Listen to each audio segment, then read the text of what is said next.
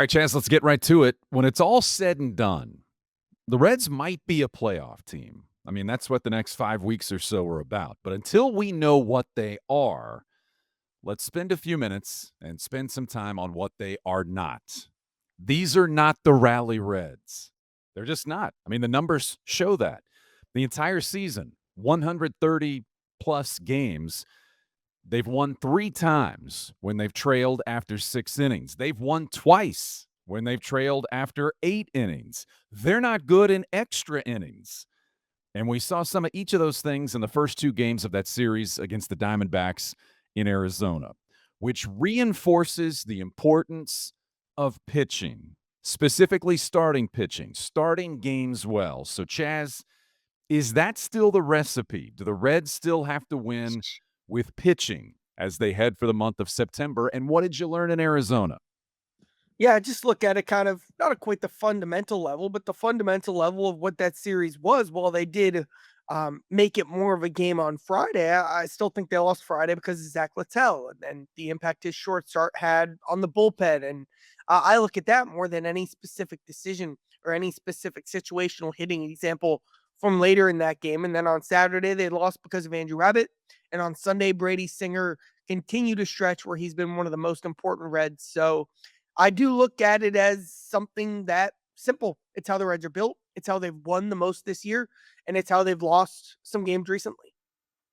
Yeah, now listen, they won, they won an extra inning game in the thriller against Milwaukee before they started the road trip. But that's one of the things that baffles me is when if extras roll around, there's a bad vibe around that team trying to get the free runner in from second base. It has been that way all season. I think the numbers are now 3-9. So stay away from extras.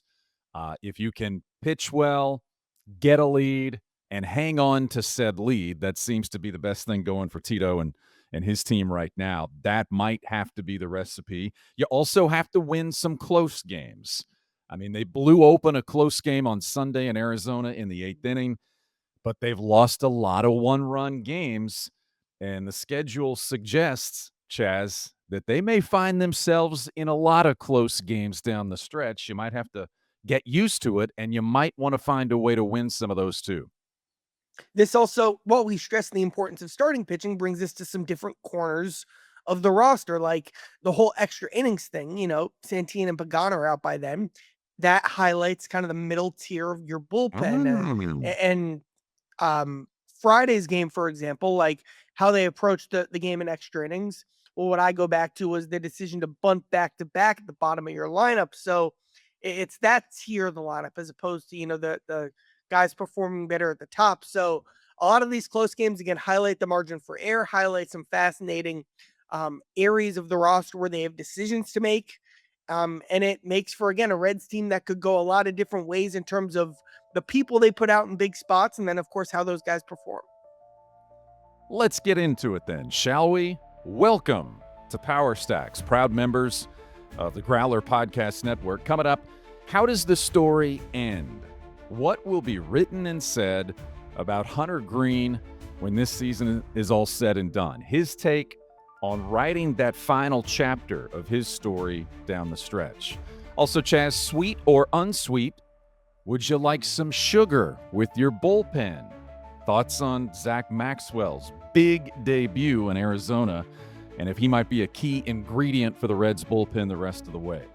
And he's dialed into a playoff race right now. Terry Francona is not thinking about next season, but he has already identified what he called a next step for Elly de la Cruz. We've got Tito coming up in just a minute on that thought. But first, in the leadoff spot today for you, Chaz, speaking of Tito, there was a conversation recently that Tito had with Emilio Pagán. What do you know about that conversation? What was said and what was the outcome? This to me is the most interesting thing going on with the team right now. It's all these huge games, call them must wins or whatever you want to do. But it's also a stage of the season where Emilio Pagán and Tony Santian have showed some fatigue, and that cost the Reds against Milwaukee last week. Coming off that Milwaukee series last Sunday, Francona talked with Pagán, what can we do to develop a plan going forward to keep you at your best for the rest of the season? And on one hand, you want to, push the Emilio Pagán or the Tony Santillan button whenever you can. But then when you look at the pace that they've been pitching at compared to other high leverage relievers in baseball, you can also understand why there's a bit of fatigue that's been shown. Here's Terry Francona talking about some of the initial thoughts about managing those guys down the stretch. Well, I just thought, I mean, he and Santillan have been so unbelievable about being available. And it's not just luck, they work at it. But I just thought that the last day I thought he was pitching on like adrenaline, and I wasn't comfortable with that. I wish I could have went and got it right in the middle of the inning. But, he had thrown 26 pitches the night before, and I was sort of kicking myself. I'm not exactly sure what we'd have done that day, but I was still feeling it. So I grabbed him afterwards, and I said, "You're going to sit for a couple of days." And he didn't fight me on it, so I knew it was probably good for him. And then, Tony pitched in LA, but Emilio didn't. But then they both pitched last night. They both looked great, Seems like that rest did the beats look good. I think it did both of them good. DJ keeps pretty good tabs on these guys every day. And I have this thing here that I look at religiously. And, I don't know that you can get to whatever the date is and have some guys, like I told Pagán in December, I said, "You're going to be tired." Well, you want your good pitchers to pitch as much as you can without too much. So it is a fine line. So there's Francona's perspective, but now the flip side of the equation is if, Pagán's not pitching on 1 out of 7 days or something like that, if you're trying to buy Pagán, what I'm trying to say is one more day of rest, say every week, and you're trying to do the same with Santillan. Well, then those are high leverage innings you got to fill. Someone's got to pitch. That was Luis May in LA. Because of the way the games in Arizona shook out, it didn't, or Phillips and Maxwell didn't get that opportunity, but they're going to get that. Again, the sign that May was up twice in the 8th inning and then got optioned a couple days later as they needed an extra spot shows that they're kind of searching for the hot hand here. That's the word I keep going back to. Trying to ride the hot hand with someone in Phillips, Maxwell, or May. They do have the stuff to succeed if they're on that night. And if they're not on that night, well, then they'll walk some guys and then they'll bring in Scott Barlow or somebody to try to clean up the jam. But here's Pagán talking about the flip side of that equation, how he's feeling, but then also the impact that trying to use the depth in this bullpen could have on the group going forward, and also the importance of everybody throwing strikes. How much of a boost and I know, May got sent down, but he gave you a boost in LA. Yeah. Maxwell's coming up now. Phillips, what he did on Monday. How much of a boost can some of these young guys with great stuff give you guys? They can be huge boosts. Like that movie.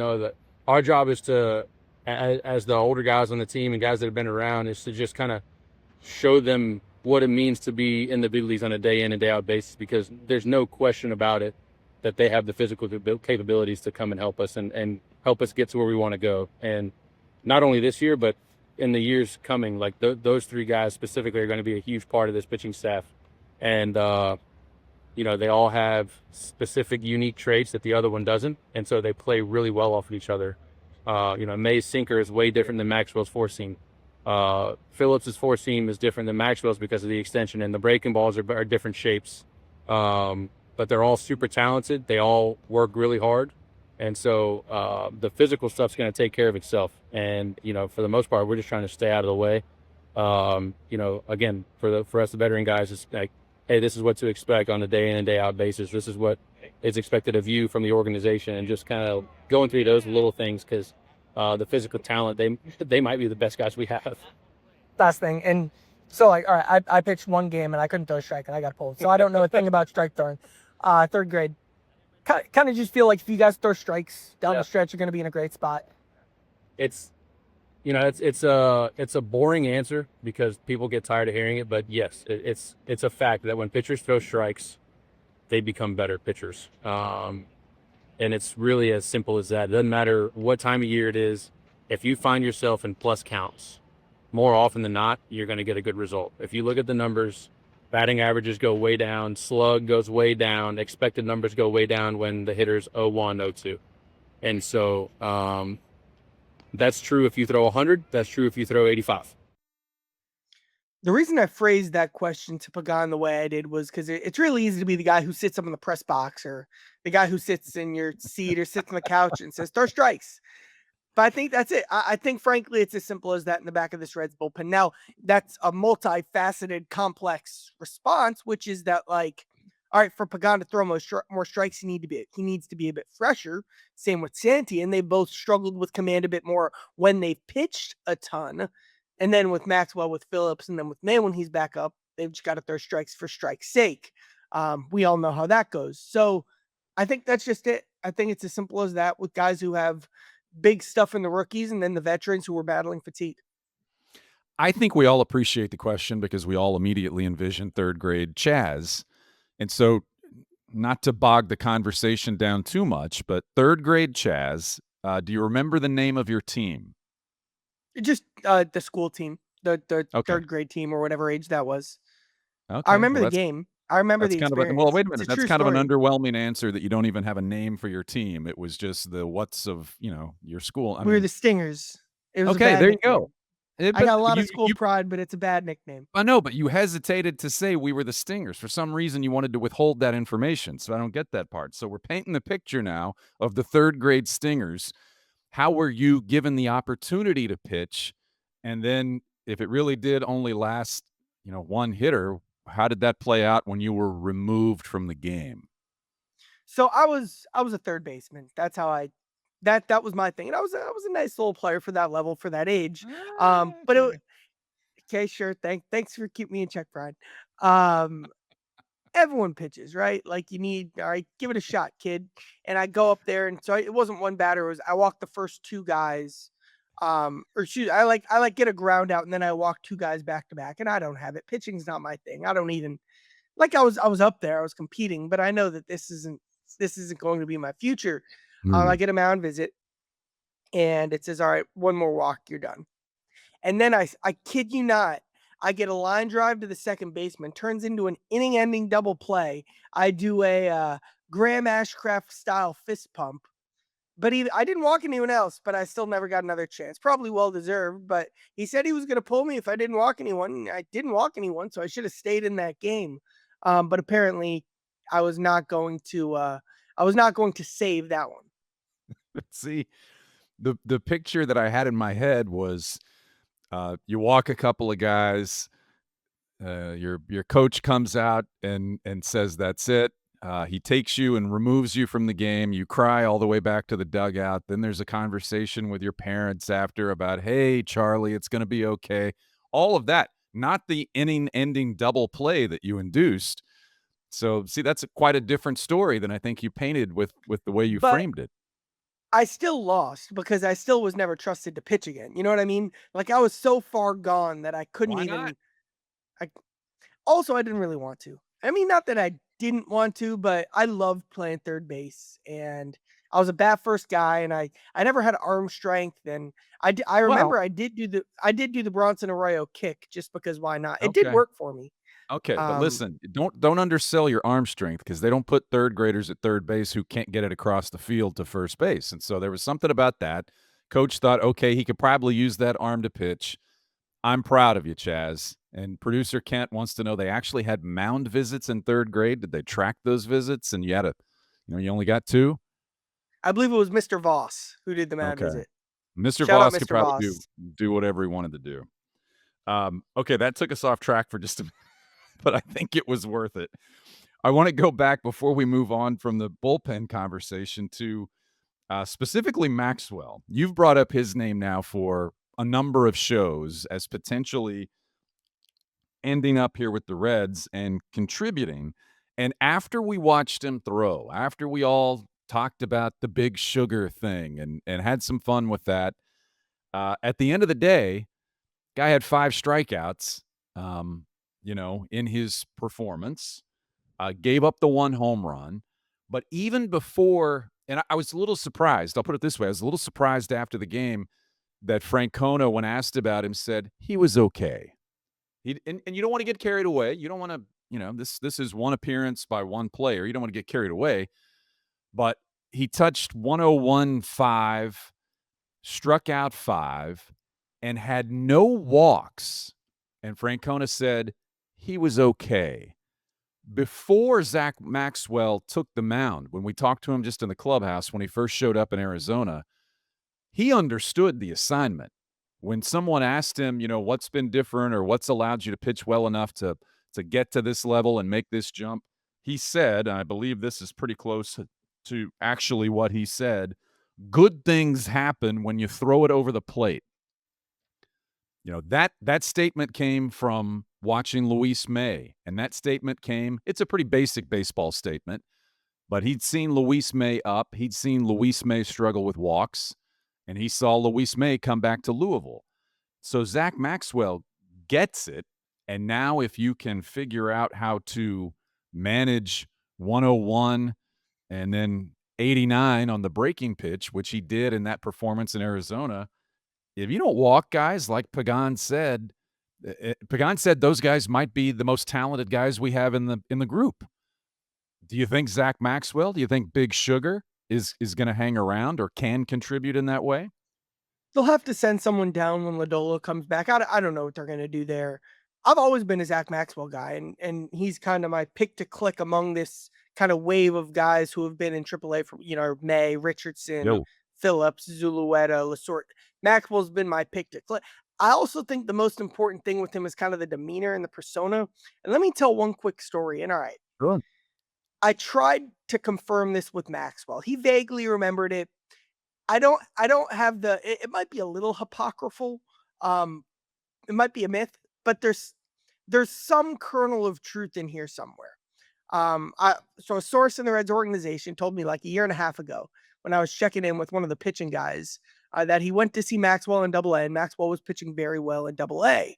And they're talking about development and whatnot and this and that. And the pitching guy's telling Zach what he wants him to do. And he's like, hey, like throw 102 and don't walk anyone. Just, keep going. That's what we want to see. And Maxwell kind of as a joke, he's not really meaning this, but he's like, hey, if I do that, call me up to AAA. And it's like, oh, sure. And again, this might be a myth, but it might not be. Sure.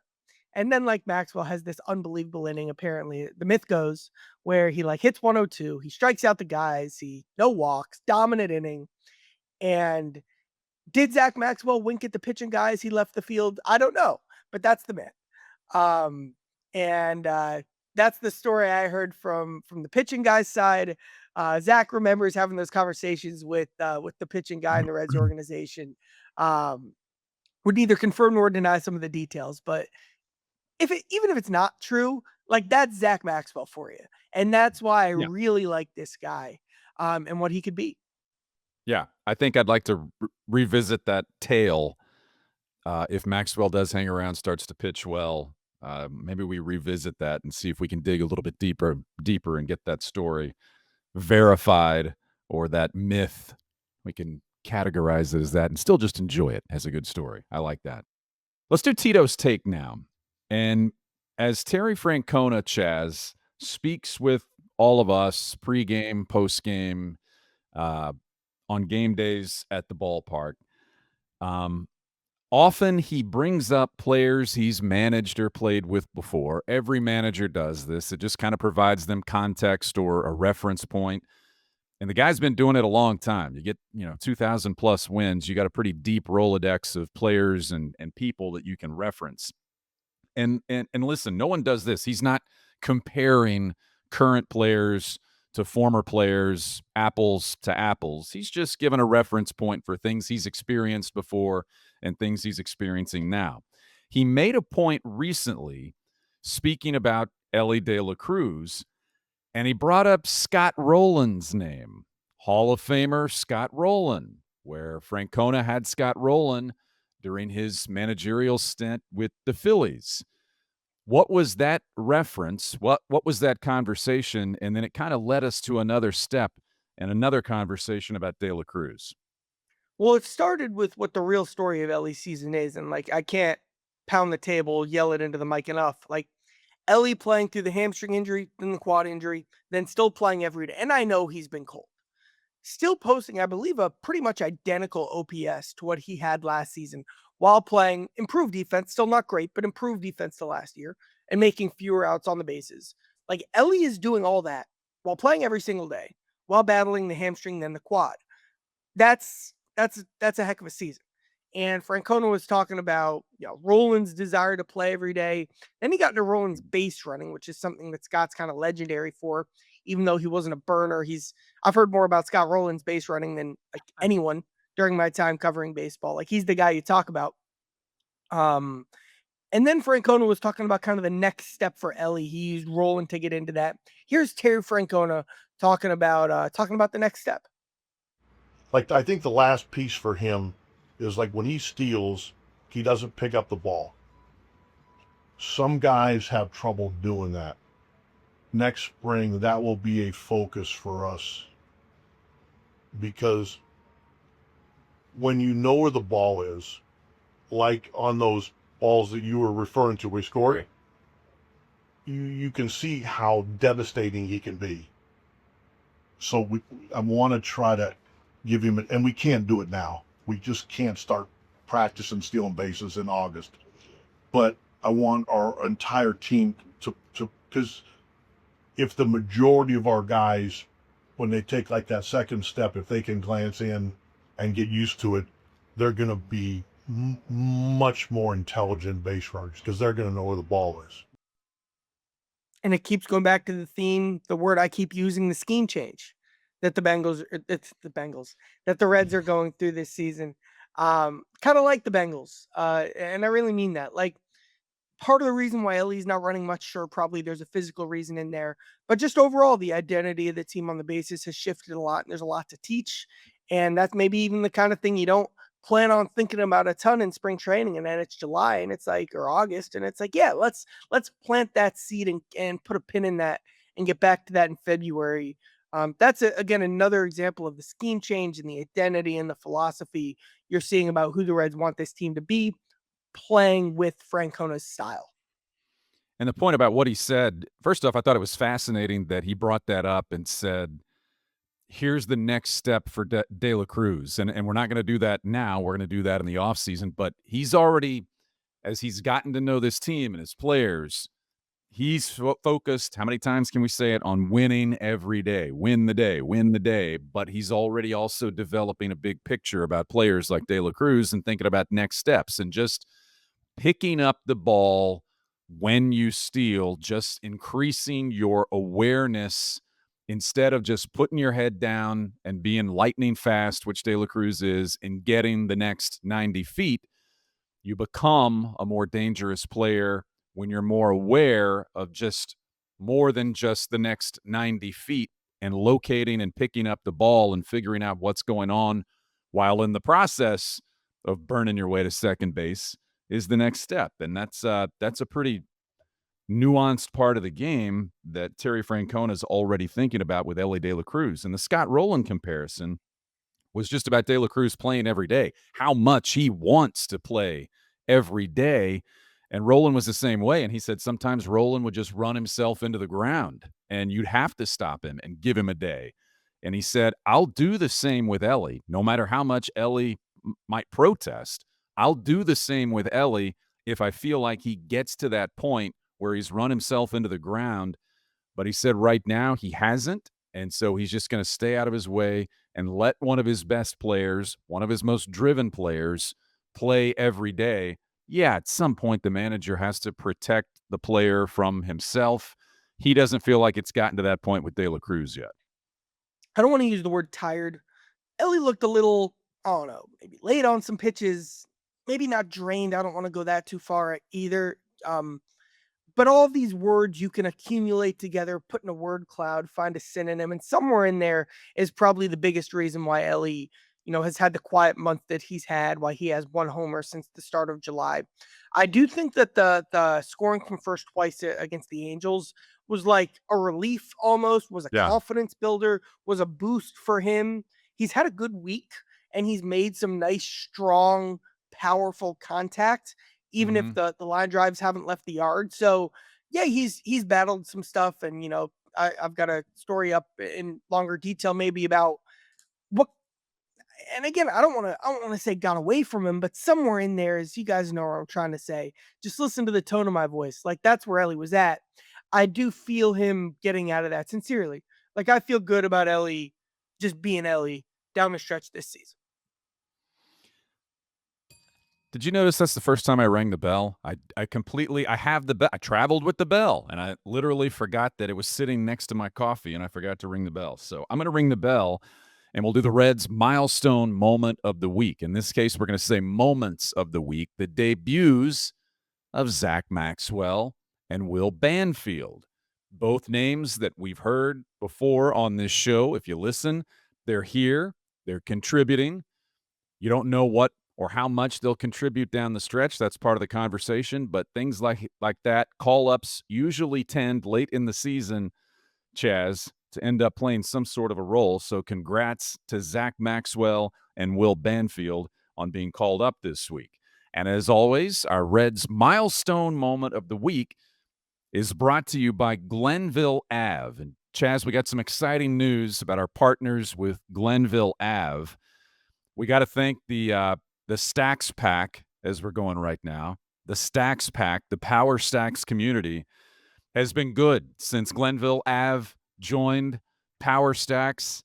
Traffic is up on the website. People are checking it out. People are finding out more about what it is, and we're appreciative of that support. And I know Glenville Ave is as well. So what is Glenville Ave? Well, we've told you before, it's the baby blanket designed by parents who wanted something better, a milestone type gift that can grow with your baby and grow with your child. It's softer, it's safer, it's larger. You know, you boil it down, it's just better. It's just a great gift for a friend or something you want to get for your own child. And you can go to the website, as you have already. It's GlenvilleAveLLC.com, GlenvilleAveLLC.com. And we've always had the promo code that's going to get you an additional discount. They still have that, but because of their appreciation of the Stacks Pack and the way the Power Stacks community has supported Glenville Ave, they've increased the offer. Use the promo code STACKS, and you get not 10%, you get 15% off your first order at Glenville Ave. Chaz, what are we waiting for? Shout out to Tyler Callahan and his young son, who I'm sure would love one of these blankets. That would be Cruz Callahan. To which, when I heard Tyler say that was his name, I said, "Well, that's a big leaguer." Cruz Callahan, I have no doubt in my mind, Big league name. will be a big leaguer once I heard the name. Yeah. Thanks to the Power Stacks community, and as always, we appreciate the support from Glenville Ave. If you'd like to partner with us in a similar way, we'd love to do that. The numbers are growing. The community is growing. You can get the word out about your business. We do something fun, customize something for you. Just let us know at powerstackspod@gmail.com. Time now for Charlie's Notebook. And Charlie, there is no better place to start this than with a conversation about Hunter Greene. Hunter Greene is back, and if the Reds are going to stay in the wild card chase, Hunter Greene could be a massive part of this push that they're attempting to make late in the season. But there was a time when you wondered if Hunter Greene might be a part of this, if Hunter Greene would pitch the way that he did earlier in the season. Through a couple of starts, the answers to those questions are an emphatic yes. You talked to him this week. What did he say? I just wanted to check in. Like, where's your head at? What are the things that are important to you? What are the things you've been thinking a lot about? I started by asking about the emotion that he's really been showing on the mound, especially in LA. Here's Hunter Greene talking about a few of those different things. In a good way, in a great way. A lot of emotion in the last start. Kind of where's that coming from now? Is kind of you're coming back, you're pitching well. Yeah, I mean, I don't feel like it's been different than my other starts. I feel like I always pitch with emotion. I was just feeling good, and Trevi and I were on the same page, and obviously we're in a crucial part of the season and making this push, so every game matters from now on. After everything you've been through this year, what has it meant to hit the ground running and show, even maybe not that you had any doubt, but show what you can do? Yeah, it means a lot. It's just a lot of fun playing games like like what we're playing in now, and for the rest of the season. So just trying to keep a good energy and allow us to keep rolling and moving forward. Is there anything you learned from 23 coming back from an injury at this stage of the year in big game? Just being ready to go and mentally being focused and locked down and trying to close that gap. I think like a quote you had the other day was like, stuff you owe to this team. And you've talked a lot about the relationships you have in the clubhouse. Why has that kind of been a thing that's on your mind as you're coming back from the IL? It's a grind of a season, and obviously I want to be able to help the team and put us in a good position moving forward, and I've been able to do that the last few years, and I just want to continue to be able to do so. Do you feel like you have an opportunity to kind of almost rewrite the story of your season? Like, all right, you had the injury stuff, but you can forget about that with a couple great weeks here. Yeah, for sure. My mind's not really on my injury. Yeah. There's a lot more meaningful games, for the rest of the season. Just trying to do my part there and do well. That's kind of the thing. Like, you can kind of just, you can literally put that behind you with a good stretch at the end of the season. Do you look at it that way, or stretches? Yeah, for sure. Can't do anything. Can't change the past. So, just trying to be positive and be able to make a change in the second half of the season and try to manage that. Here's Hunter Greene, very matter of fact, very consistent with the things that he's kind of stressing every time, he's in front of a microphone. And I do believe that he has a chance to kind of shift the narrative of his season here. And he's starting to feel that. You can kind of sense that. But he also doesn't want to go there in terms of he doesn't want to say, I'm going to go on this run and I'm going to reestablish myself as the ace. He's not like leaning into that in that way either, in a way where he would be building himself up. So just a really interesting character in Reds land right now, Hunter Greene. As we record this before the Reds series against the Dodgers starts and Hunter Greene pitches at Dodger Stadium, how do you think we talked about his emotion and the the stare down or the things that he did in Anaheim? That was Anaheim. I'm interested to see how he pitches, certainly, but how he expresses himself on a much bigger, much brighter stage at Dodger Stadium against that team. I think it'll help him. I think if he channels a lot of that we saw in Anaheim into pitching well against the Dodgers, I think that'll be a positive for Hunter Greene. And what's positive for Hunter Greene is positive for the Cincinnati Reds. I think that's going to be fun to watch when he starts that series at Dodger Stadium. You know what? I hadn't even thought about it until you just said that. And I'm pulling up the story right now. Hunter Greene, so last year against the Dodgers, he faced them in back-to-back starts in May. He went 6 1/3, 2 runs on the road, and then 6 innings, 1 run at home. And I just looked it up in my feature well, and I'm not seeing the feature right now. I think I've got some of the quotes here. So right here it is. I did a huge feature after that second start against the Dodgers about Hunter taking the next step, and he stressed the journaling process that he goes through and how much better he had gotten at his homework, and how after a game he rewatches the game, he rewatches where every pitch lands, what he threw, why he threw the pitch. And what you just reminded me of, and I pulled up that quote right here, is I remember saying, well, coming off your last start against the Dodgers, like, you're not going to face them again. Like, you just faced them twice. They're not on the schedule then. Like, what are you doing when you're making notes for the future when you're not facing the team again? And he said, I want to face them in the playoffs. I want to be in that position where I face this team again. Now I have a pretty good sample size of what I can do against these guys. And so I hadn't thought about that quote in a while. And and now it's back in the forefront. I get very good against the Dodgers last year, took detailed notes to go back to for the next time he faced them, and that's tonight. And again, I totally forgotten about that, except now he's getting that next crack at LA's lineup. I like it. And may I compliment you on how quickly you can recall past features and stories. That was pretty quick. You dug that up. I like that. It's all in here. It's all a mess. It's all in there on a spreadsheet somewhere. We need to before go we back move on, to the we need to, I mean, I don't have a good one, but I do love the segment we've done here before. Stories Charlie almost wrote. Because there are we need to those do as that. well. We also haven't done Rate the Road Trip in a while, so Sure. we need to bring that back. Maybe we'll finish on a quick thought on that. But as we finish the notebook here, we've already said maybe a boost from Zach Maxwell or Connor Phillips for the Reds this time of year from a player coming up. What about a bat? You continue and have for weeks on end now to keep your eyes on Sal Stewart since his promotion to AAA, what he's done in AAA. And so I ask you right now that he's been there for a little bit, still not a lot of AAA at bats for Sal Stewart, but down the stretch for the Reds, could you see a role for Sal Stewart? And maybe more important for that, is there room for Sal Stewart? So Noelvi Marte in 2023 got called up in mid-August with 167 plate appearances in AAA in 39 games. And Sal is at 143 plate appearances in 33 games. He's hitting 323 with a 1.052 OPS.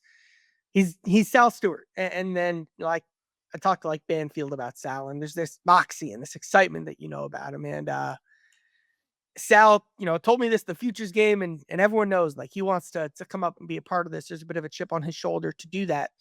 The question is the role, and it is a classic development versus short-term, long-term role kind of situation here. It's a classic baseball debate. A lot of different ways this could go, and I think it's fascinating again because the offense could use a bit of a spark, but they've gone in on defense. To go through a couple options real quick. Option one. I'm not ranking these, but like what I get asked the most is, could they call Sal up to have him be their second baseman and reduce Matt McLain's role a little bit? I don't see that happening because of the investment and the priority they made on pitching and defense and clean baseball. How many times have we heard when they play clean baseball, they win? I think McLain's role is going to stay pretty consistent down the stretch, hoping that maybe, he finally puts it together. But at a bare minimum, he plays an elite defensive second base. And even if they were going to reduce McLain's role, Lux's second base defense is about equal to Stewart's second base defense. And Lux has been like the team's hottest hitter in August. Uphill climb for Sal at second. Sal at first is a question I get a lot. It'd be unfair to call a guy up who's played one professional game at first base when you're trying to do the defense model and to, imagine how those mistakes would get exposed and what that would do for him. Also, if you were going to call Sal up to play first and you'd move Steer to left, wouldn't it be easier to just call up Hector Rodriguez to just play left? Just a food for thought right there.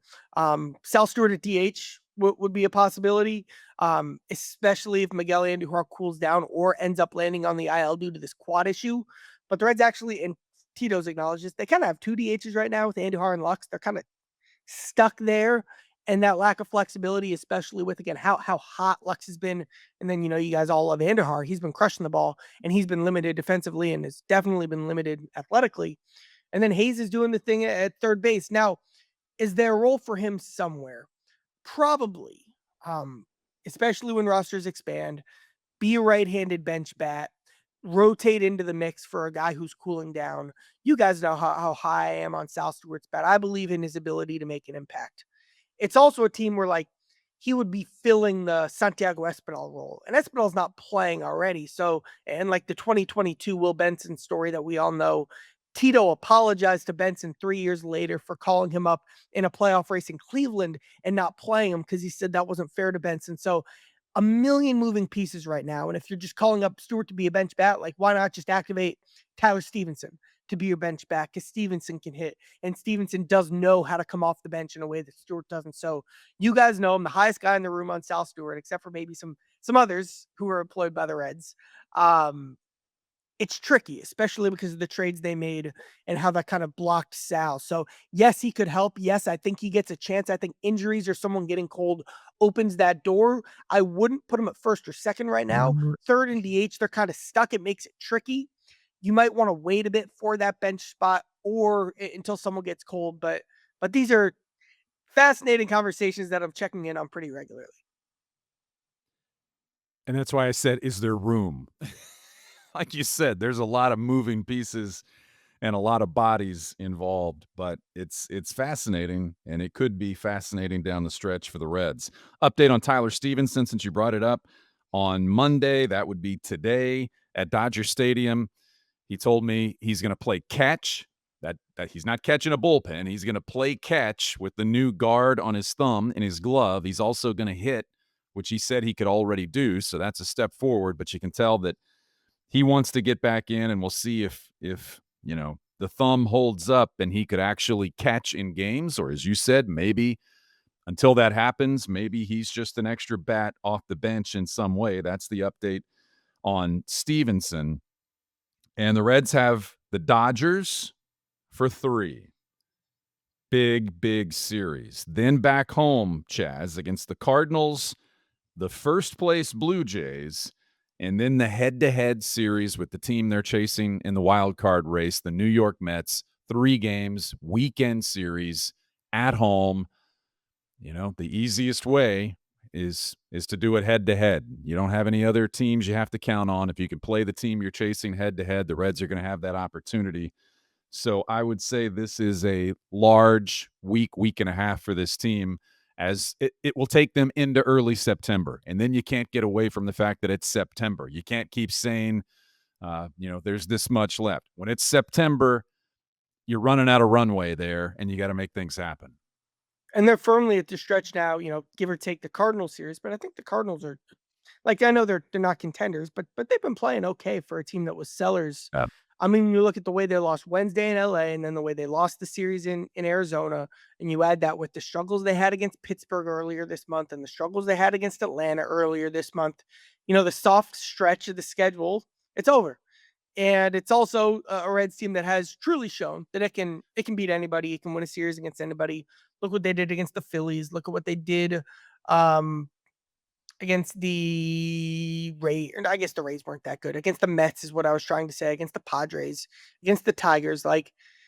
It's time for those types of performances. And that would be reflective of a team leveling up and truly establishing himself as a team with real playoff ambition. And this is, again, the fun part. I keep saying this, but it's a fun time to watch ball. The Reds are going to Dodger Stadium this week for, some great pitchers on the mound to play some meaningful games in late August. It's pretty good baseball. We mentioned last week how excited we are for where things are headed, how excited we are that we have listeners and viewers of Power Stacks in all 50 states. We also heard from Jim in Canada, Chaz. I love the Canadian people. My hockey side of my life. I meet a lot of good Canadians. I'm sure Jim is one of those good Canadians. He's a couple of hours northeast of Toronto, and he's a huge Reds fan. He got hooked on the Reds back in the day, listening to Marty and Joe, as so many people around the country did, with that booming radio signal that went everywhere. And so he's still hooked. His friends in Northern Ontario still believe him to be crazy for being a Reds fan and not a Jays fan or a Leafs fan, which he may be, but not during baseball season. But we appreciate Jim checking out the show. He's a big fan and part of the Stacks Pack. So thank you to Jim. Spread the word. Maybe we'll become even bigger north of the border. In the meantime, I'd like to say thanks to Chaz, who took the red eye home last night, got up early and got it done. Thanks to Chaz for showing us the 3rd grade Stingers. I loved it. I'm sorry for the heartbreak that must have been that night you went home and you realized your pitching dreams had all come to an end. I didn't want it. I felt no pressure. I vividly remember feeling no pressure that day. Whatever. I don't believe you. But that was good. So, it's going to be a big week. We'll see in a couple of days when we see what the Reds do at Dodger Stadium. Big series. In the meantime, for producer Kent, for the entire crew, and for the Growler Podcast Network empire, we appreciate you watching and listening to Power Stacks, and we'll see you next time.